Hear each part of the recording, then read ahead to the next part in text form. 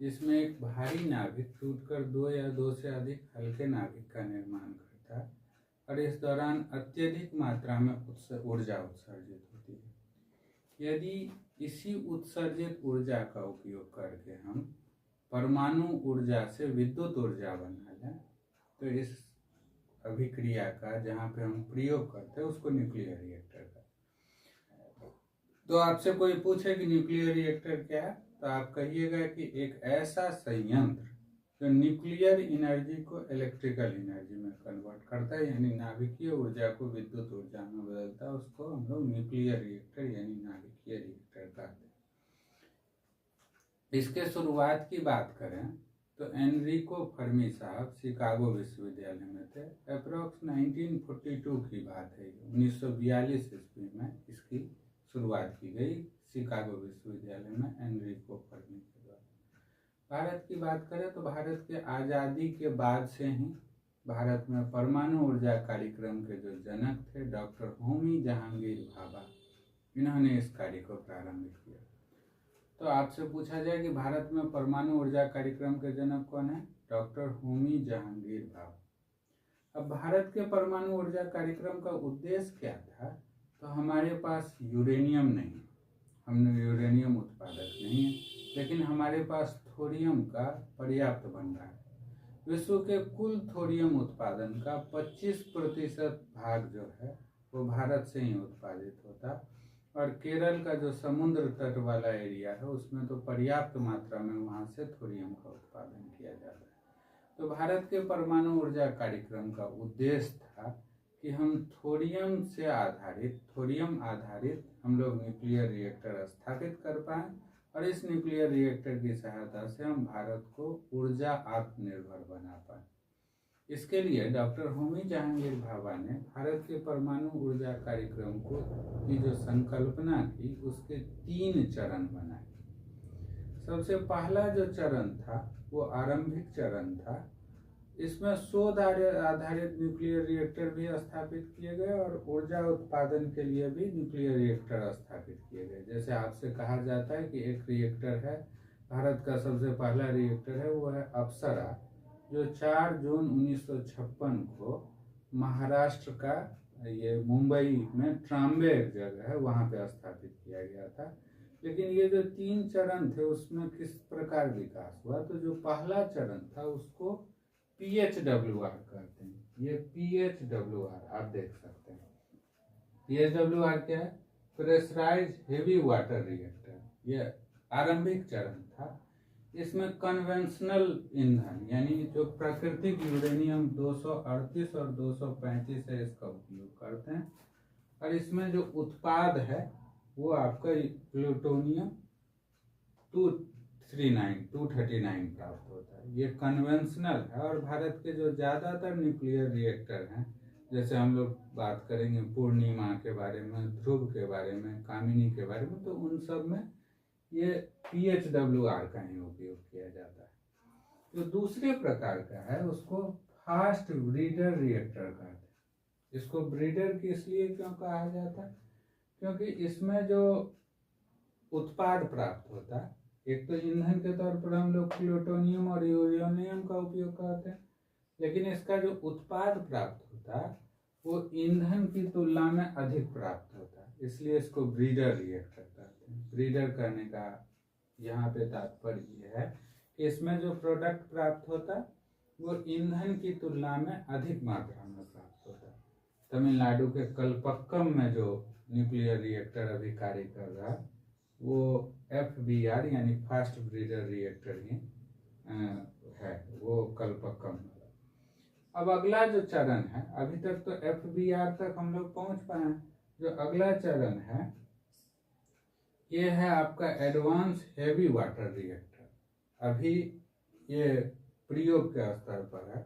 इसका उद्देश्य है कि हम थोरियम का उपयोग कर पाए ईंधन के तौर पर।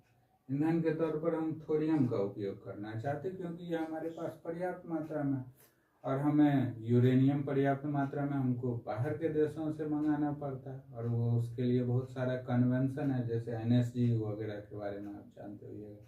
NSG कहने का मतलब न्यूक्लियर सप्लायर ग्रुप, NSG, इसमें बहुत सारा कन्वेंशन है, इसलिए हम लोगों को ईंधन अभी नहीं मिल पाता पर्याप्त मात्रा में।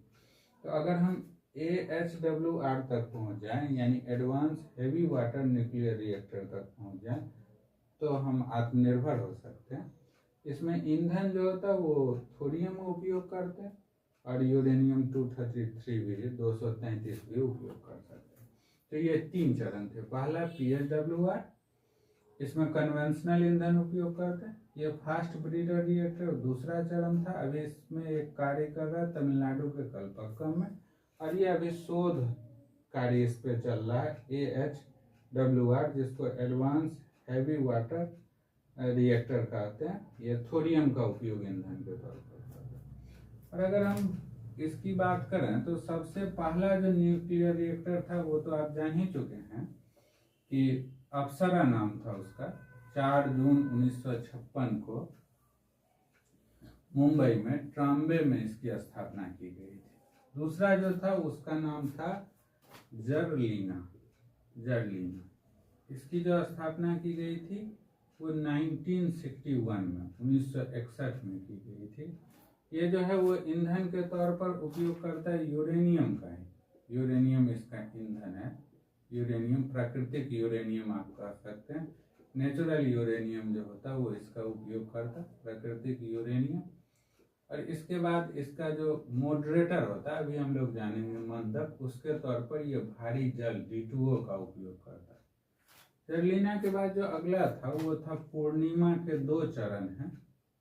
आपसे पूछा जाए कि भारतीय न्यूक्लियर रिएक्टर का नाम क्या क्या है, तो पूर्णिमा का एक था, एक पूर्णिमा 1, दूसरा था पूर्णिमा 2, पूर्णिमा 2, और एक आपका ध्रुव, और एक आपका जो है वो पूर्णिमा 3 भी आया था, पूर्णिमा 3। और एक और रिएक्टर है, इसका नाम है कामिनी। अगर हम पूर्णिमा 1 की बात करें तो इसकी स्थापना 1972 में की गई।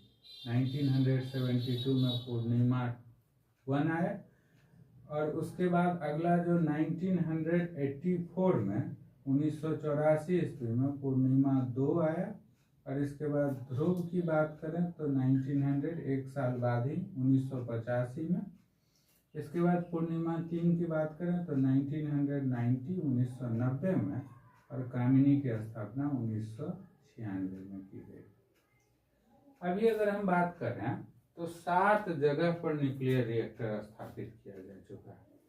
ये आपसे पूछा जाए कि जर्लिना, पूर्णिमा 1, पूर्णिमा 2, पूर्णिमा 3, ध्रुव और कामिनी किस चीज के नाम हैं, तो ये न्यूक्लियर रिएक्टर है जो भारत में स्थापित है। अब अगर हम न्यूक्लियर रिएक्टर की बात करें तो भारत में आप जानते ही हैं, सबसे पहले महाराष्ट्र के ट्राम्बे में, मुंबई में सबसे पहला जो था वो मुंबई, सबसे पहले की अगर हम बात करें तो मुंबई के ट्राम्बे में, ये महाराष्ट्र में, ठीक है। और ये कौन सा था, अप्सरा था। दूसरा जो है वो तारापुर में, ये भी आपका महाराष्ट्र में ही है। तारापुर महाराष्ट्र में इसकी स्थापना की गई है। अगला जो है वो है रावत भाटा, ये राजस्थान में स्थापित है। रावत भाटा की स्थापना राजस्थान में की गई। रावत भाटा एक जगह है वहाँ पे। फिर एक कुडनकुलम प्रोजेक्ट,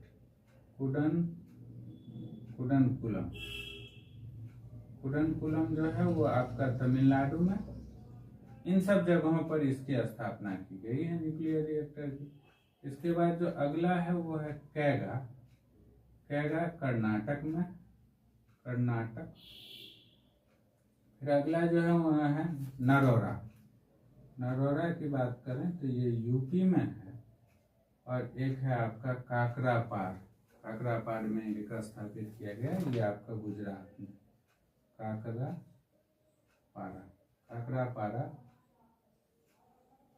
ये आपका गुजरात में, ठीक। इसके बाद अगर आप बात करें तो जो न्यूक्लियर रिएक्टर होता है उसमें ये कुछ टर्म हैं जो आपको ध्यान रखना है। सबसे पहला चीज होता है ईंधन। जिसका विखंडन होता है न्यूक्लियर रिएक्टर में, जिस नाभिकीय पदार्थ का उपयोग करते हैं उसको ईंधन कहते हैं।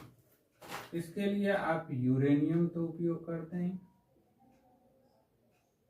यूरेनियम उपयोग किया जाता है, ठीक है।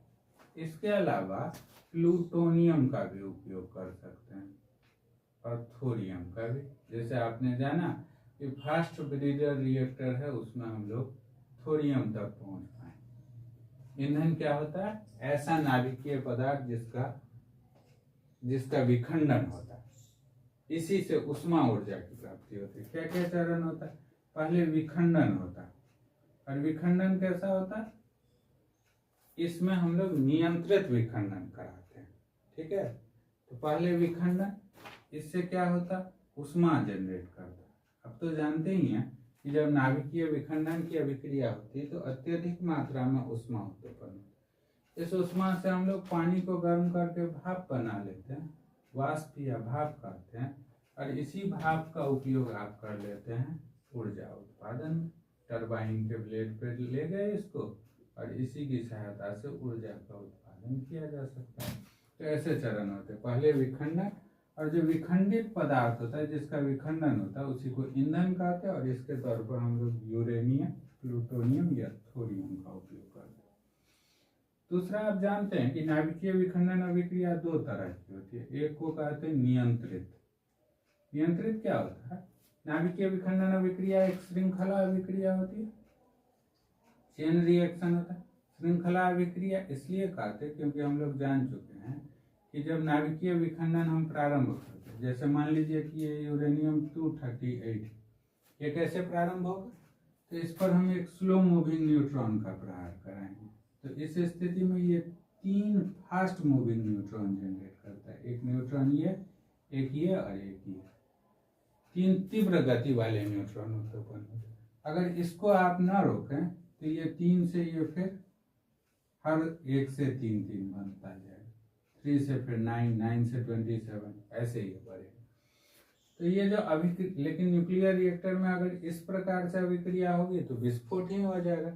तो इसलिए इसको, इस न्यूट्रॉन को पहले हम इसकी गति को स्लो करते हैं। ये कैसा है? तो ये तीव्र है, तीव्र को मंद करना होगा, हमें इसको स्लो करना होगा, और इसके लिए जिसका उपयोग करते हैं हम लोग उसको कहते हैं मंदक, जिसको मॉडरेटर कहते हैं। तो आप ध्यान रखिएगा कि मंदक के रूप में हम लोग जिसका उपयोग करते हैं उसको कहते हैं भारी जल।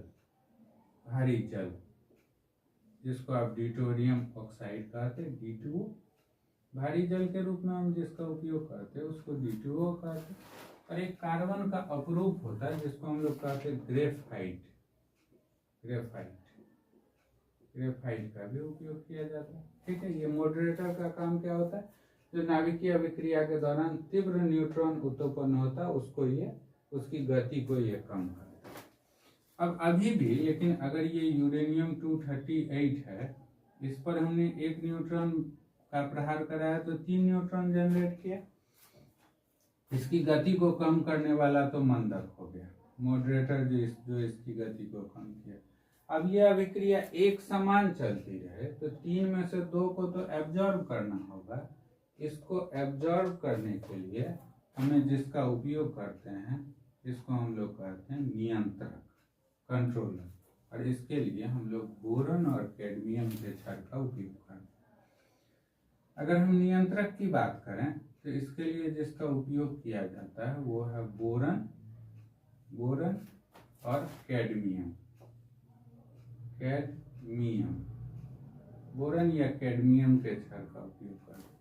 अब जिस जगह पर हम लोग ये न्यूक्लियर रिएक्टर कराते हैं वहाँ पे काफ़ी अधिक मात्रा में तापमान उत्सर्जित होती है। इस तापमान को एब्जॉर्ब करने के लिए हम लोग कूलेंट का उपयोग करते हैं, शीतलक। इस शीतलक के रूप में एक तो आप ठंडा जल भी ले सकते हैं, ठंडा जल, ठीक है। अगला ये भी हो सकता है कि इसमें द्रवित सोडियम आप उपयोग कर सकते हैं, लिक्विड सोडियम, या आप द्रवित पोटेशियम का उपयोग करें, तो इसका भी उपयोग आप कर सकते हैं। ठीक है, एक और चीज इसमें उपयोग करते हैं वो होता है इसका परिरक्षक। परिरक्षक जिसको कहते हैं, परिरक्षक की बात करें, जो शील्ड होता है, जैसे मान लीजिए कि एक इस चेंबर में न्यूक्लियर रिएक्शन करा है, तो इस चेंबर के चारों तरफ यहाँ जिधर विखंडन अभिक्रिया करा रहे होते 10 से 15 मीटर मोटी कंक्रीट की दीवार बनाते, ताकि इस नाभिकीय विखंडन अभिक्रिया के दौरान जो हानिकारक किरणें या अत्यधिक ताप उत्सर्जित होता है वो वायुमंडल में न फैले। तो इसके लिए हम लोग जिसका उपयोग करते हैं वो शील्ड होता है। इसके लिए हम लोग 10 से 15 मीटर मोटी मोटी कंक्रीट की दीवार, 10 से 15 मीटर मोटी कंक्रीट की हम लोग दीवार उपयोग करते हैं। तो इसका उपयोग हम लोग परिरक्षक के तौर पर करते हैं।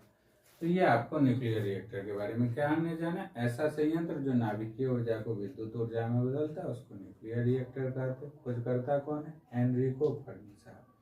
भारत में कब इसकी शुरुआत की गई? 1956 में पहला महाराष्ट्र में मुंबई में ट्राम्बे जगह है जिसमें अप्सरा नामक न्यूक्लियर रिएक्टर की स्थापना की गई। भारत के न्यूक्लियर नाभिकीय ऊर्जा प्रोग्राम को कितने चरणों में बांटा गया? 3 चरण में। पहले को क्या कहा गया? PHWR, ठीक है। दूसरे को क्या कहा गया? FBR, fast breeder reactor. अगले को क्या कहा गया? AHWR। ये क्या है? तो ये प्रेशराइज्ड हेवी वाटर रिएक्टर, ये फास्ट ब्रीडर रिएक्टर है और ये एडवांस हेवी वाटर रिएक्टर है। हमारा उद्देश्य यहाँ तक पहुँचना है। इसमें हम जिसका उपयोग करते हैं वो ईंधन के थोरियम का हमारे पास विश्व में कुल थोरियम उत्पादन का लगभग 25% थोरियम हमारे पास ही है। केरल का जो समुद्र तट है वहाँ पर इसके पर्याप्त भंडार पाए जाते हैं। ठीक है, तो ये हमारा उद्देश्य था और इसी चरण में हमने इन चीज़ों का उपयोग